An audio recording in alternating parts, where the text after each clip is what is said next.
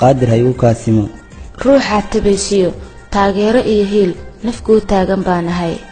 inkastoo saad calaf yahay samirkuna adeeg yahay sidii bay naftu ku sugaysaa waxaan jeclahay hadalkaaga naxariista badan guurku waa calaf jacaylkuna waa agoon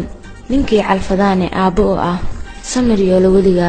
jacaylkana ha sii dayn kalsoonaan kaa rabaa laakiin gacalisa su'aal iweydi qalbi waa maxay jacayl jacaylku waa kalsooni ka dhaxaysa laba qofood ee isjecel waa wanaag jacaylku waa naxariis waa shay qaali ka ah dunida dacaladeeda oo idil waa ka baxsatay qaali balse anigana su'aal ayaa wataa jacaylku waa qoloma hooyo iyo aabba sima leeyahay jacaylku qabiilkiisu waa guur hooyo aabbana waxaa u ah labada is-alfata soo kama baxsan gacaliso